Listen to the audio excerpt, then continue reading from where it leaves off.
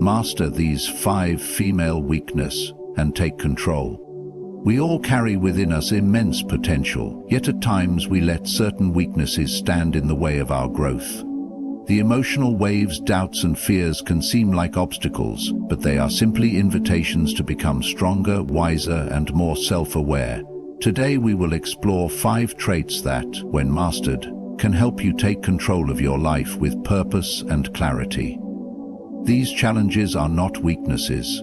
They are stepping stones to your highest self. Stay with me till the end, and together we'll unlock the power within you to rise above and lead with confidence. Number 1. Emotional reactivity. One of the most common yet often unchecked weaknesses lies in emotional reactivity. This is the tendency to respond impulsively to situations, driven by intense feelings such as anger, frustration, or sadness. It is natural to experience a wide range of emotions. But when these emotions govern your actions, they can lead to poor decisions, misunderstandings, and unnecessary turmoil. Mastering emotional reactivity is crucial for anyone looking to take control of their life and cultivate inner peace. The first step in addressing emotional reactivity is to acknowledge it. Often people act on their emotions without realizing how much control these feelings have over them. These emotional outbursts or knee-jerk reactions can be triggered by stress, miscommunication, or expectations not being met. In these moments, the emotional response might seem overwhelming, and acting on it feels like the only natural thing to do. However, reacting from a place of unchecked emotion rarely yields constructive results. It often leaves individuals feeling regretful or embarrassed once the dust settles, realizing that their reactions were not guided by reason or reflection. Recognizing this pattern is the beginning of reclaiming control. It requires developing a deeper awareness of your emotional state. Instead of immediately reacting, pause. Give yourself a moment to process what you are feeling. Acknowledge that emotions, while valid, are temporary and not always reflective of the truth. For instance, anger may cloud your judgment, making you react aggressively. But underneath the anger might lie feelings of hurt or fear. Identifying the root of the emotion can help you respond in a way that is more aligned with your values rather than reacting based on surface-level impulses. Emotional regulation is the next step in overcoming reactivity. This is the practice of pausing, breathing, and considering your response before acting. It requires self-control and patience, especially in situations that trigger strong emotions. When you master emotional regulation, you build the ability to respond with thoughtfulness, perspective, and maturity. This doesn't mean suppressing emotions or pretending they don't exist. Instead, it means giving yourself the space to understand and process them before allowing them to dictate your behavior. One of the most powerful tools for emotional regulation is mindfulness. By practicing mindfulness, you train yourself to stay present and focused, rather than being overwhelmed by the emotions of the moment. Through mindfulness, you become aware of how your body reacts to different emotions. Your heart rate may increase when you're angry or anxious. Your thoughts may race when you're stressed. And your body may tense up when you feel overwhelmed. Recognizing these physical signs gives you the opportunity to center yourself, take a deep breath, and respond thoughtfully instead of reacting impulsively. Emotional control doesn't mean suppressing your feelings. It means handling them with wisdom. Instead of immediately reacting, allow yourself the time to reflect. In doing so, you prevent rash decisions that may lead to regret. By choosing when and how to express emotions, you take command of your actions, which in turn leads to more thoughtful and intentional outcomes. The benefits of mastering emotional reactivity extend far beyond individual situations. When you respond thoughtfully and with self-control, you build trust with others, create healthier relationships, and enhance your overall sense of well-being. Your ability to maintain calm and clarity even in challenging situations, is a testament to your inner strength and self-mastery. Number 2, dependence on validation. One of the key weaknesses that can hinder personal growth is the dependence on external validation.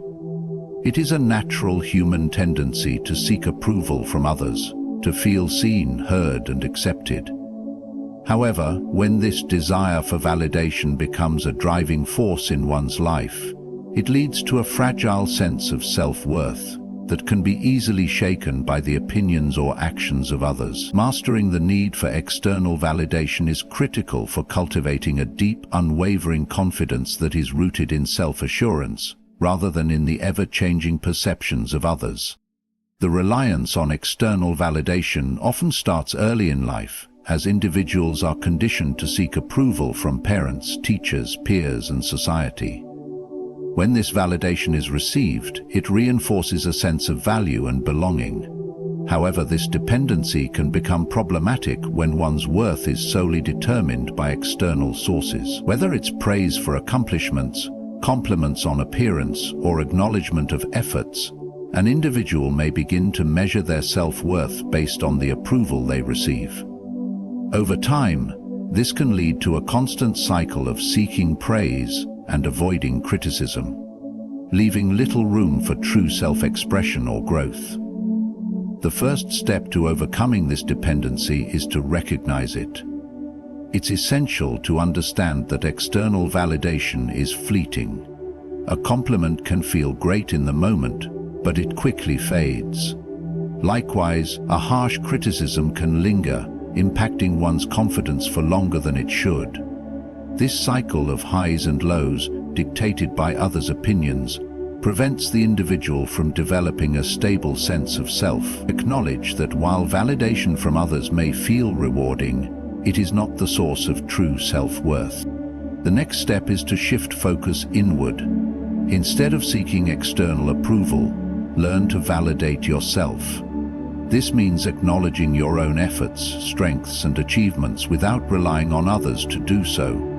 Internal validation comes from recognizing your inherent value, regardless of external factors. When you can look at yourself in the mirror and feel proud of who you are and what you have accomplished, you build a foundation of self-worth that is not dependent on outside influences.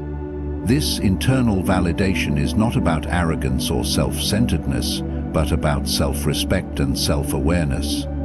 It's about understanding that your worth is not contingent upon what others think of you, but rather on how you see yourself. True confidence stems from within, and it is rooted in the knowledge that you are enough as you are.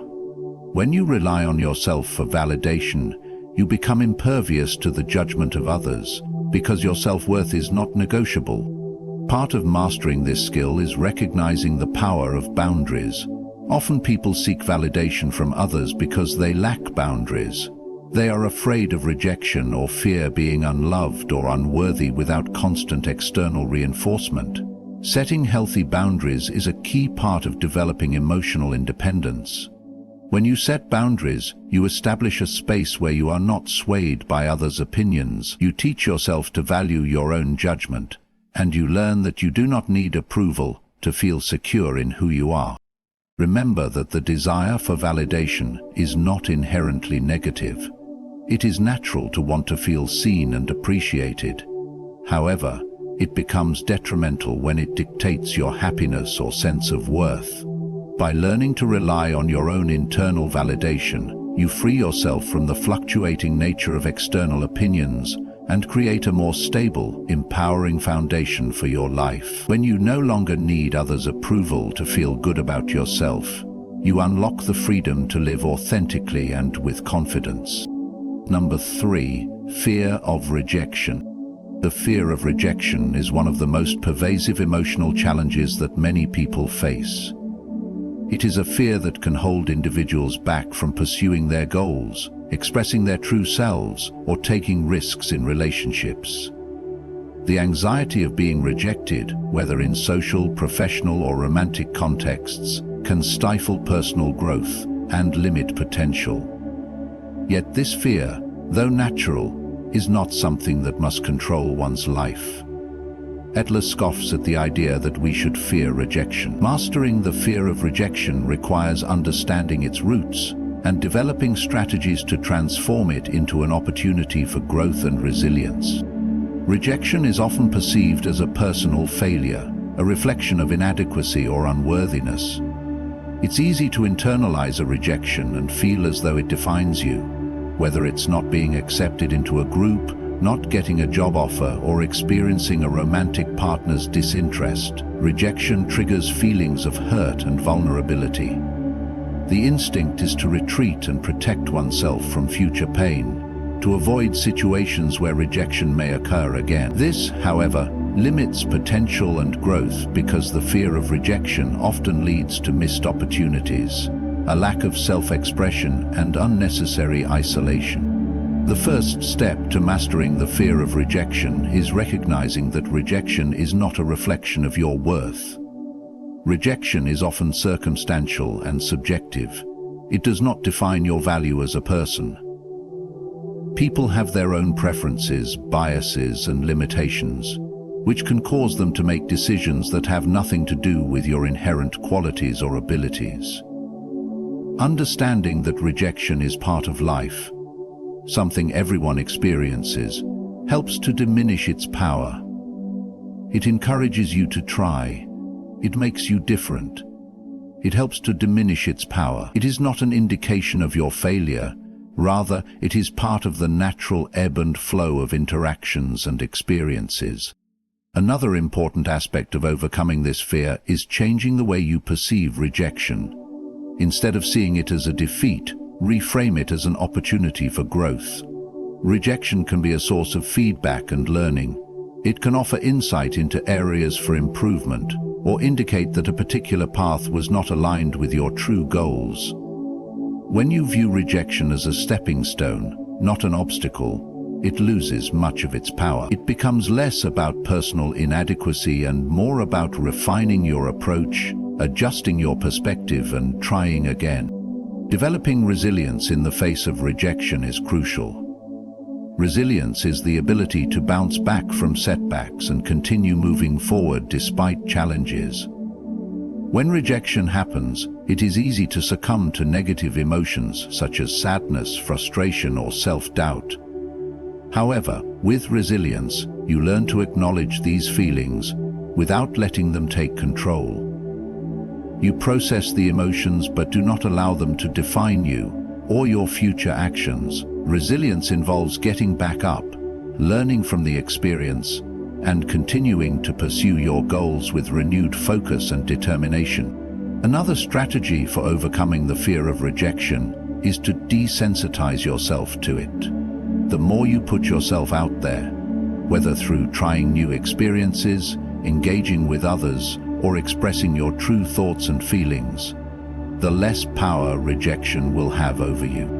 By facing rejection repeatedly, you begin to realize that it is not as devastating as it may seem at first. The fear of rejection often grows larger in the mind than in reality. The more you face it and move through it, the more comfortable you become with the process, and the less paralyzing the fear becomes. Cultivating self-compassion is key. When rejected, it's easy to be harsh on yourself, to think that you are not good enough. However, self-compassion involves treating yourself with kindness and understanding during difficult times. Rather than chastising yourself for being rejected, offer yourself the same comfort you would give a friend. Acknowledging that rejection is painful but does not diminish your worth helps to maintain emotional balance and foster a healthy self-perception. Mastering the fear of rejection involves shifting your mindset from avoidance to acceptance. It requires understanding that rejection is not a personal judgment, but a natural part of life that can lead to growth, resilience, and deeper self-awareness. By facing rejection head-on, learning from it, and treating yourself with kindness, you can transform this fear into an empowering force that propels you toward greater confidence and success. Number 4. People-pleasing tendencies. People-pleasing tendencies are behaviors rooted in the desire to gain approval, avoid conflict, and meet the expectations of others, often at the expense of one's own needs and desires. This constant effort to please others can be emotionally draining, lead to resentment, and prevent authentic self-expression. Mastering the urge to please others is crucial for developing self-respect, healthy boundaries, and genuine relationships. It involves understanding the root causes of people-pleasing behaviors and taking deliberate steps to shift toward a more authentic, balanced way of interacting with others. People-pleasing lies a fear of disapproval or rejection. The individual may feel that their worth is tied to how well they fulfill the needs and expectations of others. This often stems from early experiences, where affection, acceptance, or attention were conditional on meeting the needs of others. Over time, this behavior becomes ingrained, leading to a pattern of saying yes when one truly wants to say no, or overcommitting to obligations, regardless of personal desires or limitations. The first step in overcoming people-pleasing tendencies is to recognize when and why you are doing it. People-pleasing is often a subconscious response to avoid conflict or gain external validation. It may manifest in situations where you say yes to requests out of guilt, fear, or a desire to be liked, even when it goes against your own well-being or values. Understanding the underlying motivations behind these behaviors is the key to changing them. Reflecting on why you are compelled to please others can help identify any patterns of insecurity, fear, or lack of self-worth that need to be addressed. Setting healthy boundaries is essential in overcoming people-pleasing. Boundaries are the limits we set for ourselves in terms of what we are willing to accept and tolerate from others. Without boundaries, people-pleasing becomes a default behavior, as the individual constantly seeks to fulfill others' needs while neglecting their own. Learning to say no is an important skill in reclaiming control over your life and energy. Saying no is not an act of rejection, but an act of self-respect. It acknowledges that your time, energy, and emotional well-being are valuable, and it is okay to prioritize yourself without feeling guilty. People-pleasing is also rooted in a lack of self-awareness. When you are constantly focused on fulfilling others' needs, you lose sight of your own desires, goals, and values. Reconnecting with yourself is a vital part of breaking free from this tendency. Spend time reflecting on your values, passions, and priorities. Ask yourself what you truly want from your relationships and whether you are truly being yourself when you engage with others. By fostering this self-awareness, you become more confident in your ability to assert your needs and communicate your boundaries. It is important to cultivate the courage to disappoint others when necessary. Many people-pleasers fear that setting boundaries will result in disapproval or rejection. They worry that saying no will damage relationships or cause conflict. However, learning that it is okay to disappoint others is liberating. Healthy relationships are built on mutual respect, which includes respecting each other's boundaries. People who truly value you will understand that your needs matter just as much as theirs. Furthermore, when you stop overextending yourself to please others, you create space for more authentic, balanced relationships that are based on mutual respect and understanding. Another crucial aspect of overcoming people-pleasing is to develop self-compassion. People-pleasers often have a harsh inner critic that judges them when they don't meet others' expectations. This can lead to feelings of guilt, shame, and inadequacy. Self-compassion involves treating yourself with kindness and understanding, particularly when you make mistakes or when others are disappointed with you. Instead of berating yourself for not meeting everyone's needs, practice being gentle with yourself and reminding yourself that your worth is not defined by how much you give to others.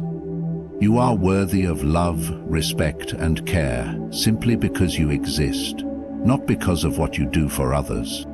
People-pleasing tendencies stem from a deep-seated fear of disapproval and rejection, along with a lack of self-awareness and boundaries. By recognizing these tendencies and taking deliberate steps to set boundaries, reconnect with your authentic self, and practice self-compassion, you can break free from the cycle of people-pleasing. As you shift from living for the approval of others to living in alignment with your own values and needs, you not only regain control of your life, but also foster healthier, more genuine relationships with others. Number 5. Overthinking and self-criticism. Overthinking and self-criticism are two interconnected mental patterns that often plague individuals, particularly when facing challenges, making decisions, or reflecting on past actions. Overthinking involves getting caught in a loop of excessive analysis and rumination about a situation, which can lead to feelings of anxiety, confusion, and paralysis. Self-criticism, on the other hand, involves harsh judgment and negative evaluation of oneself, often focused on perceived failures or mistakes. Together, these two tendencies can create a toxic cycle that inhibits personal growth, erodes self-esteem, and prevents individuals from taking constructive action. Overthinking often occurs when individuals find themselves fixating on a particular event, decision, or outcome. This repeated mental processing, rather than providing clarity, usually compounds confusion and increases uncertainty. When someone overthinks, they tend to replay conversations or events over and over in their minds, trying to anticipate every possible outcome or rehashing the potential mistakes made. In many cases, overthinking can make problems seem much larger than they actually are, leading to a heightened sense of fear or anxiety. For example, someone might overanalyze a simple conversation with a colleague, wondering if something they said was inappropriate or if it will negatively impact their relationship. The more they think about it, the more distorted their perspective becomes. Self-criticism often stems from this overthinking, where individuals focus on their perceived shortcomings, mistakes, or flaws. Rather than acknowledging their successes or strengths, they become obsessed with what they did wrong or how they could have done better. This constant internal dialogue can be damaging, leading to a negative self-image and a feeling of inadequacy.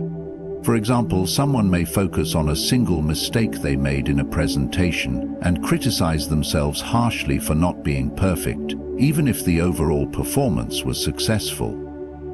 This tendency to fixate on flaws can make it difficult for individuals to accept their imperfections and progress in a healthy, self-affirming manner. And if there are any unwanted thoughts, the effect of that imperfection lies in shadow.